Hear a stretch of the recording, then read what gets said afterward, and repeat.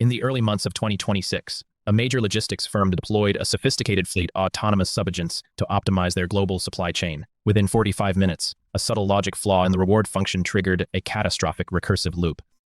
Agent A delegated a task to Agent B, which waited for Agent C, which eventually called Agent A back for contextual clarification. Without proper circuit breakers or time to live (TTL) constraints, this created what we call a deadly embrace, a classic distributed deadlock. By the time the DevOps team intervened, the system had generated millions of tokens, racking up a $50,000 API bill and exhausting the underlying infrastructure resources. This wasn't just a coding error, it was a fundamental failure in understanding how state propagates through a distributed actor network. What looks like AI magic in marketing materials is actually a high-stakes engineering challenge where traditional oversight fails. But why did this failure escalate so rapidly? By the end of this lecture, you will understand the architectural safeguards required to prevent such autonomous cascades. As we navigate the hype of 2026, the industry is flooded with terms like agentic workflows and autonomous swarms. However, if we strip away the LM-centric marketing, we find ourselves staring at problems we solved decades ago in distributed computing theory.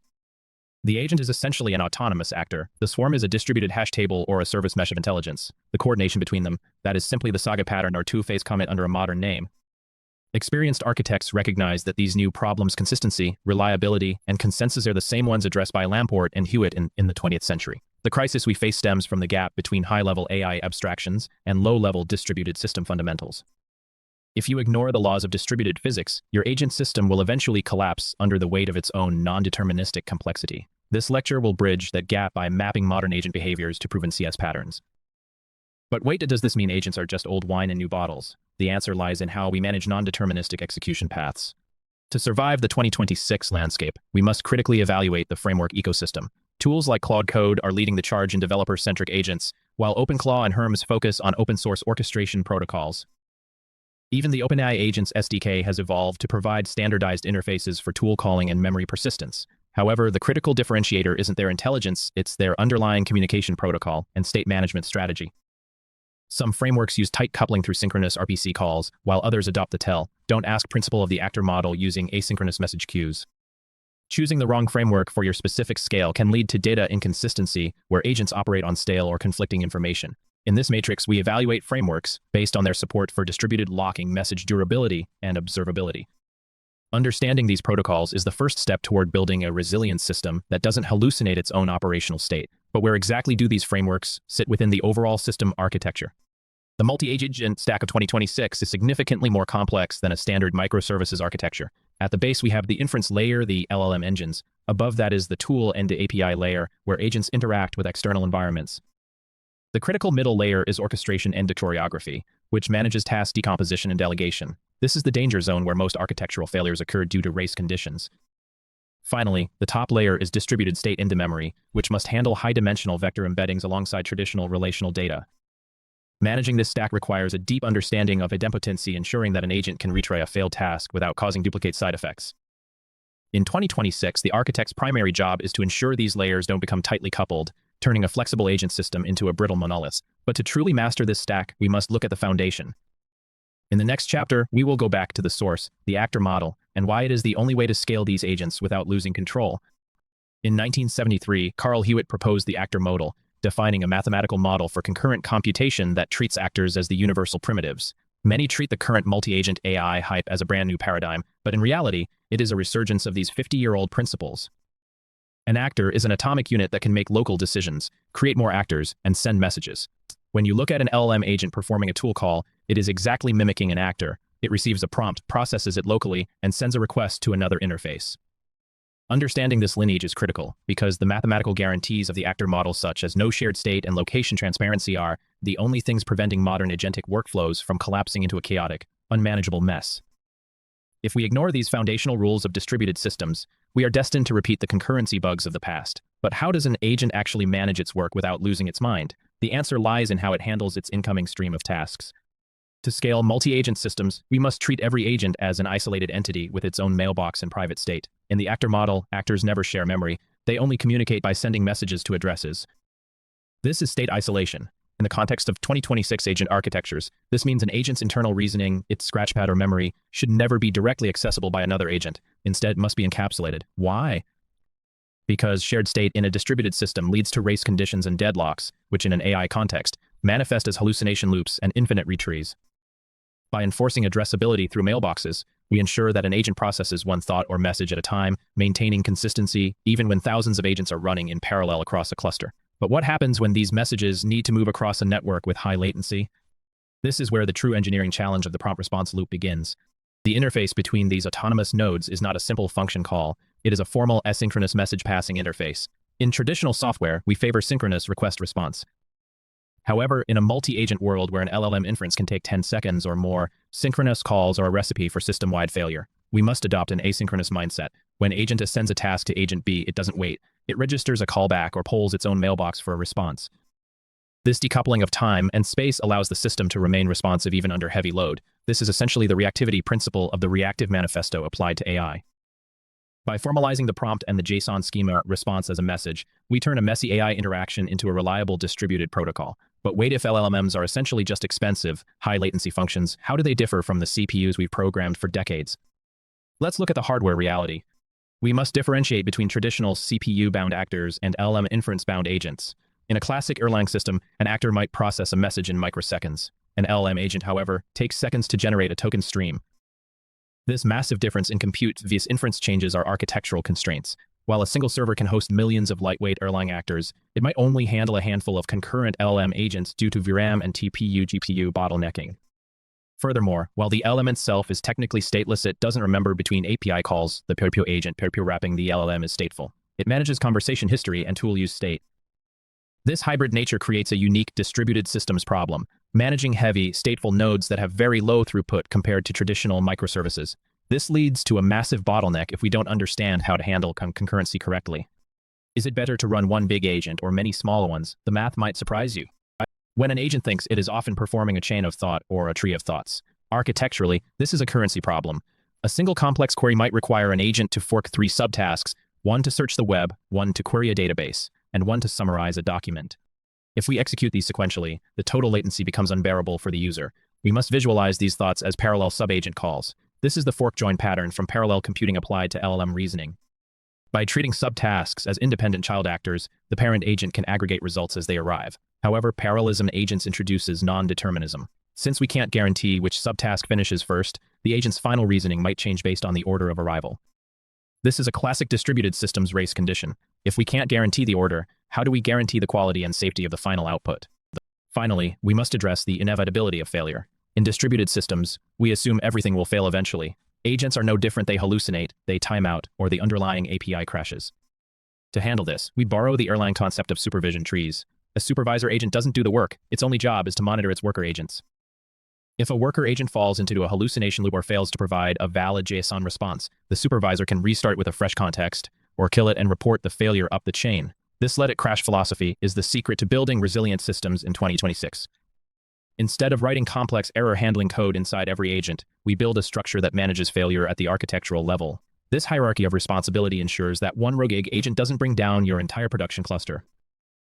Now that we understand how individual agents behave as actors, we must decide how to coordinate them. Do we use a central conductor or a decentralized dance? That is the battle of orchestration versus choreography, which we will explore in the next chapter. In the world of multi-agent systems, the most intuitive design is centralized orchestration, often referred to as the hub-and-spoke model. Think of this as a conductor leading an orchestra. A single master agent or supervisor holds the global state, decides which subagent to invoke, and manages the sequence of tool usage. From a classical distributed systems perspective, this mirrors the business process management, BPM, or enterprise service bus, ESB patterns we've used for decades. When you look at frameworks like Claude Code Sessions or LangGraph supervisor patterns, you are essentially seeing a centralized controller managing the state machine. This approach provides high predictability and ease of debugging because the decision logic is localized in one place. However, as an architect, you must recognize that this supervisor becomes the brain that must process every single interaction, making it the most critical component of your infrastructure. This pattern works beautifully for complex, linear workflows where the order of operations is strictly defined by business logic. But wait, what happens when the conductor gets overwhelmed by too many musicians playing at once? Question: this leads us to the physical limits of centralized intelligence. While orchestration offers control, it introduces a dangerous single point of failure and a massive performance bottleneck. In the context of LLMs, this bottleneck is twofold: context window limits and sequential latency. If your supervisor agent has to track the history of 10 different subagents, its context window fills up exponentially, leading to lost in the middle phenomena or outright token exhaustion. Furthermore, every decision must pass through the central LLM, adding 2 to 5 seconds of inference latency per hop. In high-traffic distributed systems, this God-object anti-pattern prevents horizontal scaling. When the supervisor's logic becomes too complex, the system becomes brittle. A single misinterpretation by the master agent halts the entire pipeline. We often see this in enterprise implementations where a single monolithic controller tries to manage too many tooling agents. Experience shows that once you exceed 5 to 7 specialized agents, the orchestration overhead begins to degrade the system's overall reasoning quality. But if we remove the central brain, how do the agents know what to do next? Question: This is where we look toward the concept of the swarm and event-driven architectures. Decentralized choreography, often called the swarm, operates on the principle of emergent behavior. Instead of a central master, agents react to changes in a shared environment or a message bus. This is the pub submodel of the multi-agent world. Each agent is a self-contained unit that subscribes to specific events. For example, a coder agent might trigger only when it sees a requirement document finalized event on the bus. This architectural style is heavily inspired by service meshes and the blackboard pattern in classical AI. By decoupling the agents, you achieve massive scalability and high resilience. If one agent fails, others can still operate or even take over its role if designed correctly. This is how high-scale systems like global logistics or real-time trading platforms operate, and it is the foundation for agentic workflows that need to scale beyond the limits of a single LM context. However, this freedom comes with a cost. Predictability decreases, and the global state becomes a distributed puzzle. You are moving from a world of commands to a world of events. Payoff: while this solves the bottleneck, it introduces a new nightmare. How do you debug a system where no one is in charge? In a choreographed swarm, observability isn't just a feature, it's your only lifeline. Without a central controller, you lose the call stack you're used to in standard programming.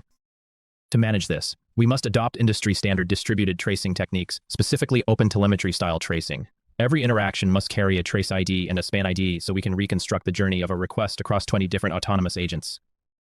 Without this, you will inevitably run into logic cycles where agent A triggers agent B, which accidentally triggers agent A again, creating an infinite loop of API costs and system heat. From a professional engineer's perspective, a choreographed system is only as good as its logging and monitoring infrastructure. You need to visualize the event flow in real time to detect anomalies or deadlocks. As we prepare for the next level of complexity, remember that choosing between orchestration and choreography is a trade-off between control and scale. But even with perfect tracing, how do we ensure that a distributed transaction across these agents doesn't leave our database in a corrupted state? The teaser: in the next chapter, we will solve this using Saga patterns and the principles of MapReduce. In high-scale system design, attempting to solve a massive problem with a single, monolithic agent is a recipe for catastrophic failure. Experienced architects look back to the 2004 Google MapReduce paper for a solution. When an agentic system is tasked with building a full-stack application, the map phase involves decomposing this giant requirement into independent, parallel subtasks. One agent handles the database schema, another the API routes, and a third focuses on UI components. By splitting the domain into these granular chunks, we reduce the context window pressure on any single LLM. This is not just prompting.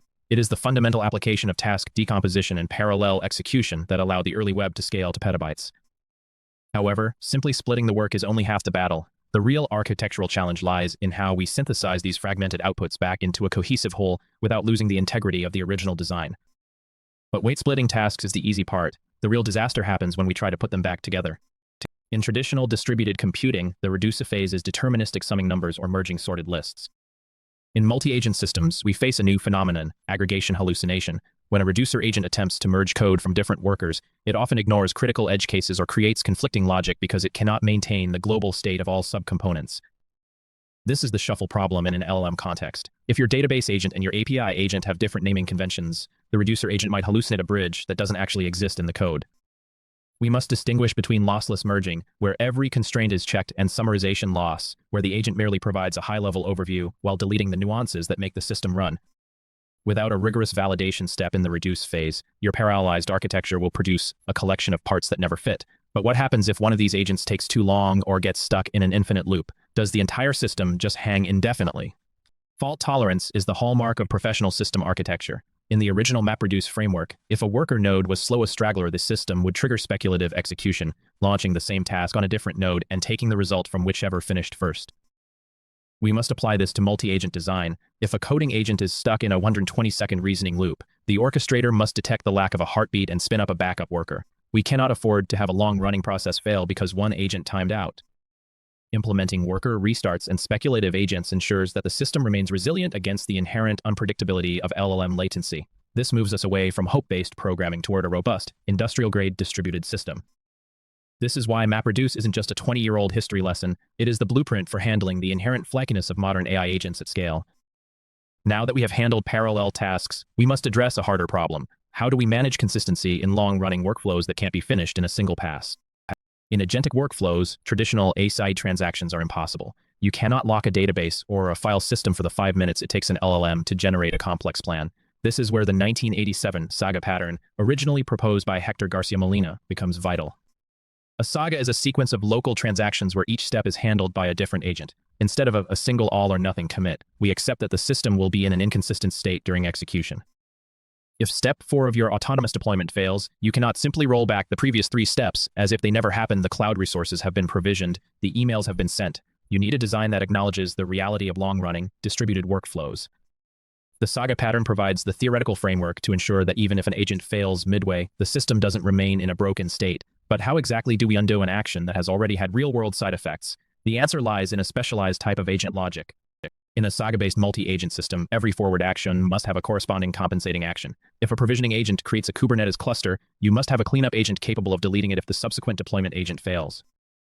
This is not a simple undo. It is a semantic recovery. Designing these compensating agents requires a deep understanding of idempotency, the ability to run an operation multiple times without changing the result beyond the initial application. Real-world platforms like Temporal or AWS Step Functions implement this by maintaining a persistent history of every agent's action. When a failure is detected, the orchestrator triggers the sequence of compensations in reverse order. This is the difference between a prototype that crashes and a production system that heals itself. But managing these complex chains of actions and compensations manually is nearly impossible. We need a way to visualize the entire workflow as a mathematical state. This is why the state machine is your best friend. Ultimately, a resilient multi-agent system is a distributed state machine. We rely on eventual consistency, the promise that the system will reach a valid state, even if it is currently messy during transition. By using the Saga choreography approach, agents communicate through events, updating their local states and triggering the next step or a compensation. This eliminates the single point of failure found in rigid orchestrators. When you visualize your complex agentic workflow as a finite state machine FSM, you gain the ability to audit, debug, and predict system behavior under stress. For any architect building with Claude Code or similar sub-agent frameworks, mastering the Saga pattern is not optional. It is the only way to ensure integrity in an asynchronous world. We have now solved the resilience problem, but we are about to hit a theoretical wall. Can we actually trust the data when consistency is only eventual? In the next chapter, we will face the ultimate constraint, the CAP theorem, and the challenge of consensus. In the world of 2026, many architects treat multi-agent systems as a magical solution to complexity, but they remain bound by the physical laws of distributed systems, specifically the CAP theorem. When your agents are distributed across various cloud regions or edge nodes, network partitions are an absolute certainty. In this scenario, you face a brutal trade-off.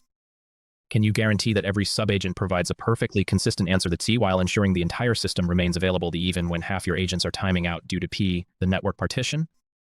If you force consistency by waiting for every agent to sync, your system latency will skyrocket, effectively killing availability. This is the exact dilemma that leads to system failure when scaling LLM-based services. We must redefine our expectations. In a world of high latency inference, a perfectly consistent global state is often a mirage that destroys throughput. Question, but wait, why do modern agent frameworks almost always choose availability over consistency, and what are the hidden costs of that choice? Because multi-agent systems involve non-deterministic LLM outputs and varying inference times, they are inherently incompatible with traditional A-side transactions. You cannot roll back an agent's thought process easily if one part of the chain fails. Instead, we must embrace the base model, basically available soft state, and eventual consistency. In this architecture, truth is not an immediate state, but a result that the system converges upon over time. An agent operates with a soft state, meaning its internal context might be temporarily out of sync with other agents. We rely on eventual consistency, where the system eventually reaches a stable conclusion through iterative refinement. Understanding this shift from the rigid A-side world of databases to the fluid base world of agents is critical for building resilient systems that don't crash when a single API call fails or an agent produces a slightly deviated response. Payoff, this sounds like a reasonable compromise, but what happens when an agent doesn't just fail, but starts giving confidently wrong information? In 1982, Leslie Lamport defined the Byzantine generals problem, a scenario where nodes in a distributed system might fail by crashing, but by providing conflicting or malicious data. In the era of LLMs, we must treat hallucinations as a modern form of Byzantine fault. An agent that generates a false but plausible response is exactly like a traitorous general sending a false message. We cannot use simple error handling because the node technically succeeded in responding, but the content is corrupt. This perspective shift is vital. An agentic system is not just an orchestration of functions. It is a distributed network where every node is potentially unreliable. To achieve high integrity, our architecture must be Byzantine fault tolerant, requiring sophisticated verification layers rather than blind trust in a single model's output. Teaser: this theoretical problem has a very practical solution, and it involves the same voting logic used in blockchain and distributed databases. To combat these Byzantine hallucinations, we apply consensus algorithms. Instead of relying on one master agent, we implement a multi-agent voting mechanism. This involves multiple worker agents generating solutions and a separate set of verifier agents or judge agents evaluating them. We look for a quorum majority agreement on the reasoning path or the final data point. In advanced 2026 architectures, we even see debate protocols where agents are incentivized to find flaws in each other's logic. This cross-verification layer acts as the consensus protocol, transforming a collection of unreliable agents into a reliable, high-integrity system. By the time the result reaches the end user, it has been vetted by a committee, significantly reducing the risk of a single hallucination breaking the system logic. Payoff: now that we've covered the theoretical foundations of integrity and consensus, it's time to move to the final stage, the architect's checklist for the future. In the world of distributed systems, enthusiasm without rigor is a recipe for disaster. Before you deploy a multi-agent system to production, you must verify it against the classic failures of distributed computing. First, consider the deadlock when Agent A waits for a response from Agent B, who is concurrently waiting for Agent C, who is waiting for Agent A. This circular dependency is common in unorchestrated choreographies. Then there is starvation, where lower priority maintenance agents never receive CPU cycles or token quotas because high priority agents are locked in infinite reasoning loops. Race conditions are even more insidious. When two agents attempt to update the same vector database or state store simultaneously without a proper consensus protocol like Raft or Paxos, you will face data corruption that is nearly impossible to debug. As an architect, your job is to ensure these scenarios are handled by design, not by luck. Have you implemented a TTL for every agent request? Do you have a global lock manager or a conflict-free replicated data type strategy? Without these, your system isn't agentic. It's just broken. But even if you avoid deadlocks, how do you manage the sheer operational weight of a live agentic cluster? Let's look at the operational pillars next. Building a functional agent is one thing. Operating a fleet of them at enterprise scale is another. We define an enterprise agentic runtime through 4 critical pillars. At the base, we have security. This isn't just firewalls, it's protecting against prompt injection and ensuring that an agent with tool use capabilities cannot escalate its privileges beyond its IAM role. Above that is cost control. In the LM era, a recursive agent loop isn't just a CPU spike, it's a $1,000 invoice generated in minutes. You need real-time monitoring of token consumption per agent session. Then comes observability. Traditional logging fails here. You need traceable reasoning, allowing you to reconstruct the exact chain of thought and external tool calls that led to a specific decision. Finally, the governance layer manages the lifecycle of these agents, ensuring they are retired when their mission ends. If you lack these pillars, you are running a research project, not a production system. Technical excellence is one thing, but how does this knowledge translate into the highest levels of professional recognition in our field?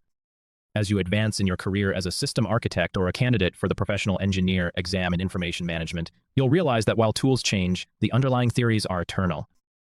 Whether it's a 1970s actor model implementation in Erlang or a 2026 multi-agent framework, the core challenge remains the same: managing state, consistency, and communication in a distributed environment. In professional exams, you aren't tested on the latest API, you are tested on your ability to apply the CAP theorem to design sagas for long-running transactions, and to understand the trade-offs of Byzantine fault tolerance. This lecture has been designed to give you that deeper perspective. By viewing agents not as magic AI, but as intelligent distributed nodes, you align yourself with 50 years of proven computer science. This fundamental understanding is what separates a senior architect from a junior developer who merely follows tutorials. We've covered the risks and the rewards. Now let's draw the final map for your journey into the next era of computing. We conclude this journey where true engineering begins, at the intersection of intelligence and infrastructure. The multi-agent hype will inevitably evolve, but the systems you build on the shoulders of distributed system giants will endure. Moving forward, don't just build agents, build agentic infrastructure. Focus on how these agents interact, how they fail, and how they reach consensus. Use the actor model to isolate failures, use MapReduce principles to aggregate their insights, and use the Saga pattern to ensure your business logic remains consistent even when the AI hallucinates. Your goal is to create systems that are resilient, observable, and economically viable. As you step out of this lecture, I challenge you to look at every new AI framework and ask, how does this handle the CAP theorem? If you can answer that, you are no longer just a user of technology, you are an architect of the future. Thank you for completing this masterclass on multi-agent distributed systems. Go forth and build with rigor.